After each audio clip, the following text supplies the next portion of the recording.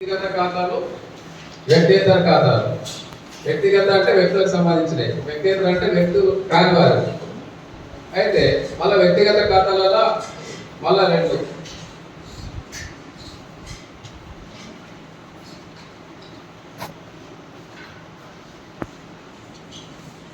నిజ వ్యక్తిగత ఖాతా, అది హ్యాండ్ రైటింగ్ కొద్దిగా బాగుంటుందండి. తర్వాత కల్పిత,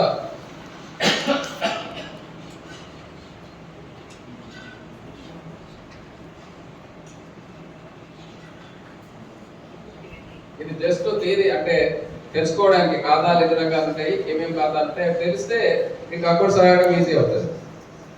వ్యక్తిగత ఖాతాలు రెండు రకాలు, మళ్ళా నిజ వ్యక్తిగత ఖాతా, కల్పిత వ్యక్తిగత ఖాతా. తర్వాత వ్యక్తిగత ఖాతాలకు వచ్చే వరకు వాస్తవిక ఖాతా,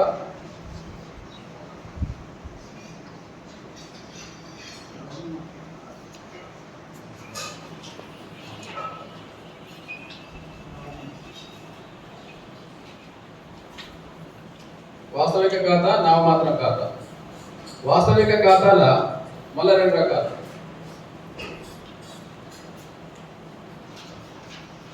కనిపించే ఆస్తులు, కనిపించని ఆస్తులు.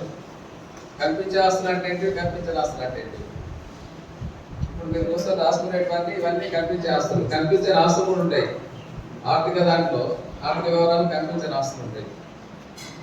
అవేమంటే మీరు అప్పులు ఇస్తున్నారు, అవి కనిపిస్తున్నాయి. అవి అంటే కనిపించే ఆస్తులు దీన్ని టచ్ చేయొచ్చు, స్పర్శించవచ్చు, చూడవచ్చు. కానీ అవి మనకు దాన్ని చూడలేము, స్పర్శించలేము.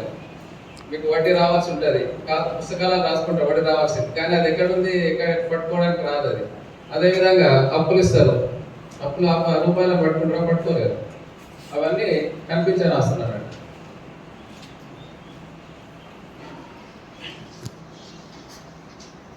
కనిపించండి.